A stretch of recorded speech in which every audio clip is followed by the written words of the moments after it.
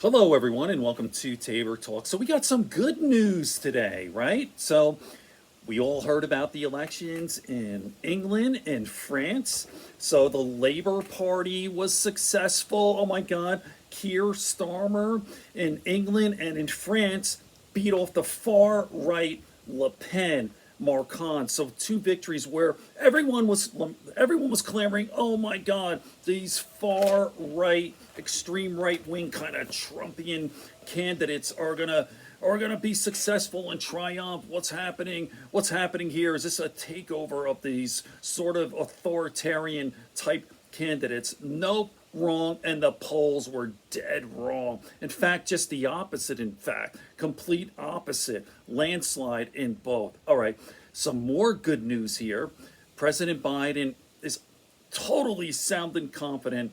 Was on Morning Joe. He put out a statement. President Biden is staying in and he's going to win. Still, all of the mainstream media going after him. Obviously, big news. They're looking for clicks. You know, they want us to panic and all that. Drop out, Joe. You know how that works, right? So the whole theory with mainstream media is their business model is they wanted to attract more Republicans or right wingers, but you know what? It's backfiring. Even you, New York Times, that's backfiring. But for one, maggots don't read. That's another thing, and you're losing us, right? I'm not reading the New York Times now. All right, okay. So I'm going to play a clip here from Joe Biden from a statement. This is actually from the MeidasTouch, and then I'll play the clip from Morning Joe. Listen to this. Good news, and Joe sounds great. President Biden. Listen. Moving on to the United States, he was pushing back at all this various media coverage against folks telling him that he should drop out. President Biden posted this morning, he said, "This morning, I sent a letter to my fellow Democrats on Capitol Hill. In it, I shared my thoughts about this moment in our campaign. It's time to come together, move forward as a unified party, and defeat Donald Trump." And I think seeing what happened overseas, that idea of unifying has never been more important. That was their key to victory there. I'll read you at least, maybe I'll read the whole thing. I'll see how it goes. I'll read you at least a part of the letter that Biden sent to congressional Democrats. He says, "Fellow Democrats, now that you have returned from July 4th recess, I want you to know that despite all the speculation in the press and elsewhere, I'm firmly committed to staying in the race, to running this race to the end, and to beating Donald Trump. I've had extensive conversations with the leadership of the party, elected officials, rank and file members, and most importantly, Democratic voters over these past 10 days or so. I've heard the concerns that people have, their good faith fears and worries about what is at stake in the election. I am not blind to them. Believe me, I know better than anyone the responsibility and the burden the nominee of our party carries. I carried it in 2020 when the fate of our nation was at stake. I also know that the concerns come from a place of real respect for my lifetime of public service and my record as president, and I've been moved by the expressions of affection from me and so many who have known me and supported me over the course of my public life. I am been grateful for the rock-solid, steadfast support from so many elected Democrats in Congress and all across the country, and taking great strength from the resolve and determination I have seen from so many voters and grassroots supporters, even in the hardest of weeks. I can respond to all of this by saying clearly and unequivocally, I would not be running again if I did not absolutely believe I was the best person to beat Donald Trump in 2024. So that was his message. You could read it. It goes on for another, page and a half. I'm not going to read the whole thing. This might take up a bit of the podcast, but I found him to be an impactful letter, pushing back on everything that's going on. And then President Biden also, and everyone's telling him, get out there, right? You got to get out there. You got to talk to voters. And he's held something now like 18 plus events over the past 10 days. Like he's been getting out there. He's been in Pennsylvania. He's been in Wisconsin. Yeah, busy schedule in various swing states.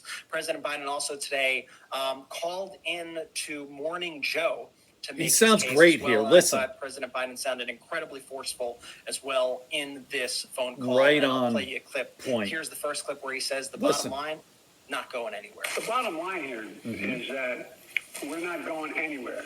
I am not going anywhere. I wouldn't be running if I didn't absolutely believe that I am the best candidate to beat Donald Trump in 2024. We had a democratic nominating process where the voters spoke clearly. I want 14 million of those votes, etc. So I just want, I not only believe that from the beginning, but I wanted to reassert it and demonstrate that it's true. And I'm going to be doing that all through this week and from here on. Does that sound like a Next guy up, who's got President cognitive Biden mocks issues? Donald Trump. He says that Trump is a liar This is and good, says too. that Trump has just been on his golf cart for the past 10 days hanging with his wealthy friends. He's just a liar, and he hasn't done a damn thing since the debate. He's been riding around in the golf cart for 10 days, is down in Mar-a-Lago talking with his wealthy friends. I'm not running because of these guys, Joe.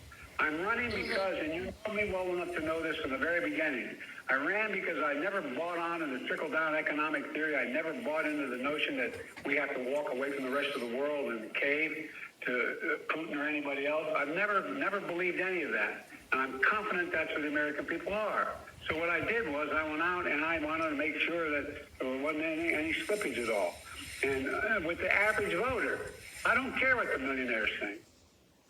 President Biden calling Trump a pathological liar and bringing up some of the crazy things that Trump said in the debate and has said recently in his lies.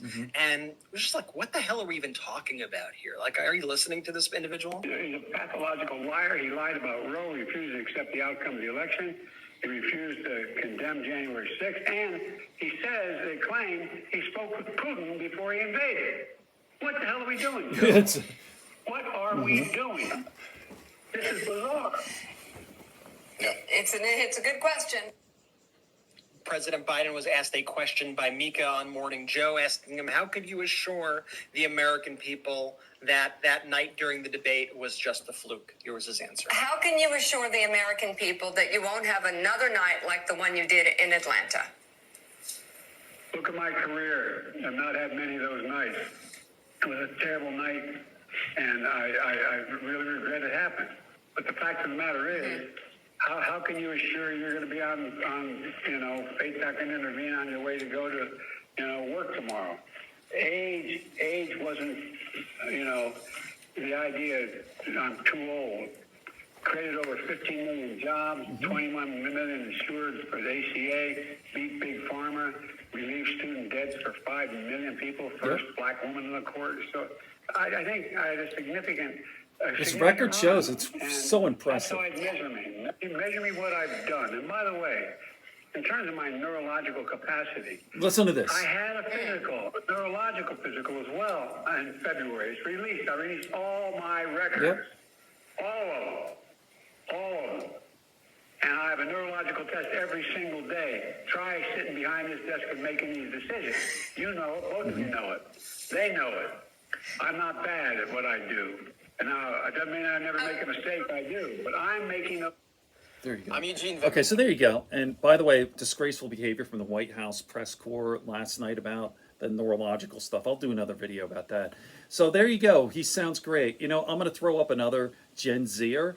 I don't know what this young lady's name is, but it's awesome. I've been throwing up these little clips, and it's fun. Okay, this is going up right now. More to come. Peace, love, and understanding. But we have to fight now. All right. Peace, everyone.